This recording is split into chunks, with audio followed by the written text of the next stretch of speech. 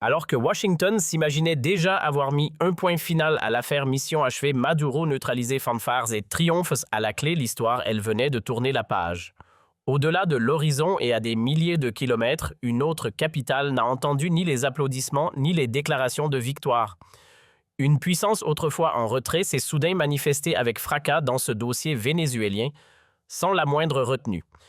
Pendant que les États-Unis serrent peu à peu leur étreinte autour de Caracas et vantent leur succès sur la scène internationale, Moscou n'a pas attendu pour reprendre la ligne diplomatique un appel téléphonique direct adressé à la Maison-Blanche dont le ton glacial et sans détour résonne comme une mise en garde plus qu'une simple réaction. Le Venezuela n'est plus seulement un point chaud régional. C'est désormais un test mondial, un test de puissance, de souveraineté et surtout un test pour savoir jusqu'où les grandes puissances sont prêtes à aller avant que tout ne craque. La poussière des frappes américaines était à peine retombée que la riposte diplomatique commençait. Quelques heures seulement après l'exfiltration de Maduro par les forces spéciales, la Russie a dégainé. Ce n'était pas un simple communiqué de presse, c'était un échange direct au plus haut niveau.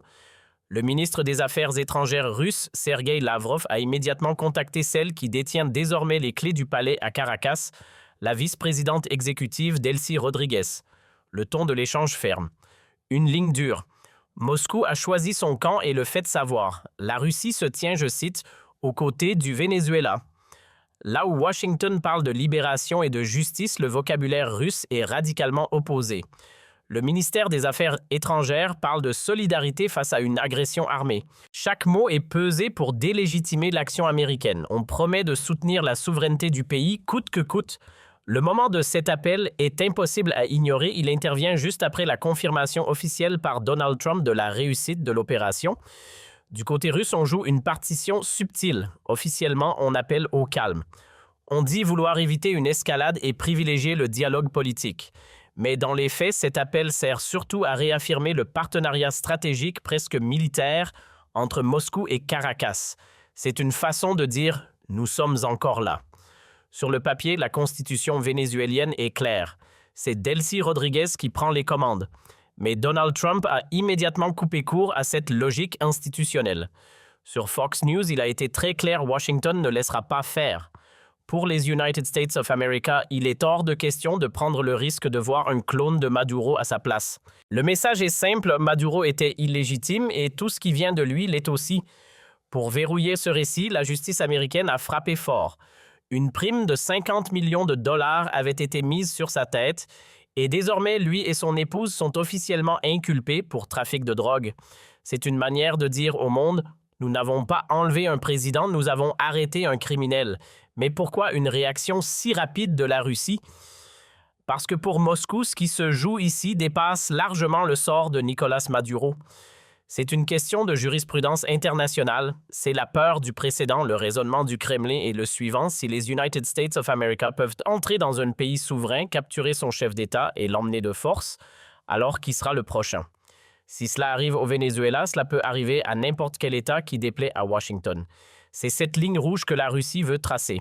Et Moscou n'est pas seul. Téhéran vient d'entrer dans la danse. Le ministre iranien des Affaires étrangères a lui aussi contacté l'exécutif vénézuélien. Les mots choisis par l'Iran sont encore plus violents. Ils condamnent ce qu'ils appellent une agression militaire et surtout l'enlèvement d'un président légitime. Pour l'Iran, il n'y a pas d'ambiguïté, c'est du terrorisme d'État. Ils insistent lourdement sur la violation flagrante du droit international. Le front de la contestation s'élargit à vue d'œil, ce qui n'était au départ qu'une opération commando américaine. Une frappe éclair chirurgicale est en train de déclencher une réaction en chaîne incontrôlable. La Russie parle, l'Iran s'aligne.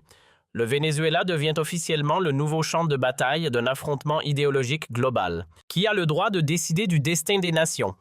Et question plus vertigineuse encore, qui a le pouvoir de décider qui est ou qui n'est pas un président légitime? Si Moscou et Téhéran ont été les premiers à réagir, la capture du président vénézuélien n'est désormais plus une simple affaire régionale. Elle vient de déclencher une confrontation diplomatique d'une toute autre échelle. Le silence est rompu à l'Est, la Chine entre dans l'arène. Pékin se dit officiellement profondément choqué. Et dans le langage diplomatique chinois habituellement si mesuré, c'est une alerte rouge. Dans une déclaration au ton tranchant, la Chine ne se contente pas de désapprouver. Elle condamne fermement la frappe militaire américaine et la capture du chef d'État. Pour le ministère chinois des Affaires étrangères, les mots sont lourds de sens, il s'agit d'une violation flagrante du droit international. Selon la vision de Pékin, la souveraineté du Venezuela n'a pas été juste ignorée, elle a été piétinée. L'accusation est directe, c'est direct. La Chine pointe du doigt ce qu'elle appelle le comportement hégémonique de Washington. Elle avertit solennellement que ce genre de geste menace directement la paix et la sécurité non seulement en Amérique latine, mais dans toute la zone Caraïbe. Le message est clair, Pékin s'oppose à l'usage de la force contre tout État souverain et rejette en bloc toutes les justifications avancées par les United States of America. Pour la Chine, la fin ne justifie pas les moyens. Dans ce mouvement, on assiste à la formation d'un front commun. La Chine n'est pas seule. Téhéran revient à la charge avec une condamnation très développée qualifiant l'opération d'illégale. L'Iran insiste, ce type d'action unilatérale fragilise la stabilité mondiale et crée un précédent dangereux pour toutes les nations indépendantes. Moscou, de son côté, durcit encore le ton. Dans une déclaration rare publiée très tôt le matin, signe de l'urgence au Kremlin, la Russie accuse formellement les United States of America d'avoir commis une agression armée. Le ministère russe juge la justification américaine totalement intenable. Leur analyse est cinglante pour eux, l'hostilité idéologique a définitivement remplacé la diplomatie à Washington. Et l'avertissement russe fait froid dans le dos, une telle escalade pourrait déraper au-delà de tout contrôle. De Pékin à Téhéran, en passant par Moscou, les grandes puissances rivales de l'Amérique font bloc. Le monde se divise sous nos yeux. Mais pendant que les diplomates s'agitent et que les communiqués pleuvent, Donald Trump lui choisit le choc des images. Il court-circuite le débat. Dans la foulée des condamnations, une séquence vidéo commence à circuler sur ses réseaux. C'est Donald Trump lui-même qui la publie. On y voit des images d'un raid nocturne au Venezuela avec plusieurs explosions illuminant le ciel de Caracas. C'est la guerre en direct. Et comme pour clore le débat par une preuve irréfutable de sa force, quelques minutes plus tard, il poste une photo. Pas de long discours, juste une image. On y voit ce qu'il présente comme la preuve ultime, Nicolás Maduro, en détention sur le sol américain. Face aux protestations du droit international, Donald Trump répond par le fait accompli. À ce stade, il est crucial de ne pas rester en surface. Il faut écouter ce qui se dit vraiment derrière le vacarme des communiqués officiels. Car cette crise ne se joue pas seulement sur le terrain avec des soldats et des drones, elle se joue dans les têtes, elle se joue dans le cadre mental qu'on tente d'imposer au monde. Regardez bien la méthode de Washington. Donald Trump et son administration ne parlent pas de guerre, ils parlent de police. Les mots-clés sont soigneusement choisis, illégitimité, prime de capture, inculpation, trafic de drogue. Tout est calibré pour enfermer l'affaire dans une logique purement judiciaire et morale. Le message subliminal est brillant, il n'y a pas d'État attaqué, il y a juste un coupable à arrêter. En criminalisant Maduro, il tente de rendre l'opération militaire non seulement acceptable, mais justifiée aux yeux de l'opinion publique. Mais en face, le bloc formé par la Russie, l'Iran et la Chine ne s'y trompe pas. Ils imposent immédiatement un autre vocabulaire, une autre grille de lecture. Écoutez les termes « agression armée, terrorisme d'État, violation flagrante de souveraineté, piétiner ». Ce ne sont pas des éléments de langage pour faire joli dans les journaux. Ce sont des concepts juridiques lourds. Ces mots servent à transformer cet événement en précédent. Ils disent au monde, regardez, ce n'est pas de la justice. C'est la loi du plus fort qui écrase le droit international. C'est précisément là que le Venezuela devient un test mondial. L'enjeu dépasse de très loin le sort de Caracas. Ce qui est en train de se passer est un message envoyé à toutes les capitales qui ne sont pas alignées sur l'Occident. Le sous-texte que tout le monde comprend est terrifiant si la capture d'un président en exercice par des forces étrangères devient une solution acceptable, alors la digue a sauté. La frontière entre une simple pression diplomatique et une intervention militaire devient floue. Et une fois que cette frontière est effacée, plus personne n'est à l'abri. Ce n'est plus uniquement le Venezuela qui est concerné, c'est l'idée même de souveraineté nationale qui est sur la table d'opération. La question fondamentale est posée, qui a le droit de décider qui gouverne et comment. Est-ce par les urnes ou par un commando envoyé depuis l'étranger? En résumé, ne vous y trompez pas, nous n'assistons pas seulement à une opération d'extraction, nous assistons à une bataille féroce de définition. D'un côté, Washington tente d'écrire l'histoire en définissant cet acte comme une nécessité morale. De l'autre, ses opposants tentent de le graver dans le marbre comme une transgression impardonnable. Et la suite de l'histoire, elle dépendra entièrement de la réponse à cette question: Qu'est-ce que le monde va accepter comme étant la nouvelle norme? Il y a un avant et un après l'intervention de Pékin.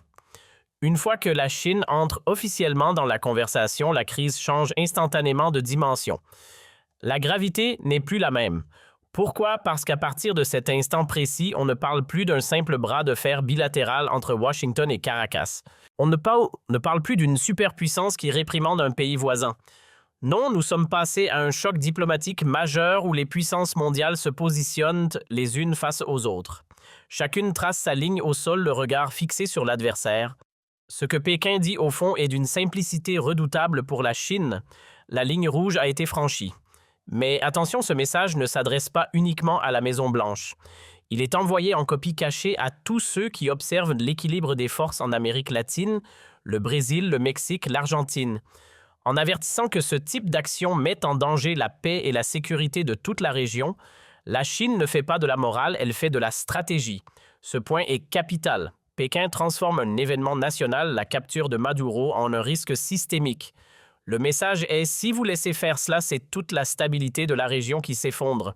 Le sujet n'est plus vénézuélien, il est international. Ce mécanisme de défense, on le retrouve à l'identique dans la séquence Iran-Russie. C'est une symphonie coordonnée.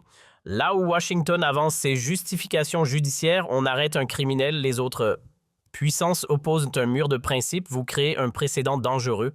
Elle martèle des concepts clés, la souveraineté, le droit international et surtout le danger mortel de l'engrenage.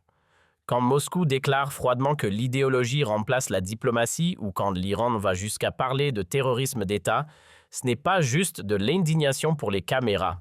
C'est beaucoup plus profond que cela. C'est une manière pour eux de tracer une frontière définitive dans le sable, voici. Ce qui ne doit jamais devenir une habitude. Ils essaient de geler la situation pour empêcher que cette méthode américaine ne devienne la nouvelle norme mondiale. Et c'est précisément là que le Venezuela cesse d'être un pays pour devenir un symbole. Il devient un champ de confrontation globale. Cet épisode oblige désormais chaque nation à choisir ses mots et donc à choisir son camp. Il n'y a plus de neutralité possible. Cet épisode pousse les États à se ranger derrière Washington, à s'aligner sur le bloc de l'Est ou à se préparer au choc. Ce qui vient de se passer à Caracas n'est plus seulement une crise politique, c'est un signal envoyé au monde entier. Et en géopolitique, vous le savez aussi bien que moi, les signaux ne sont jamais gratuits. Ils ont toujours un prix.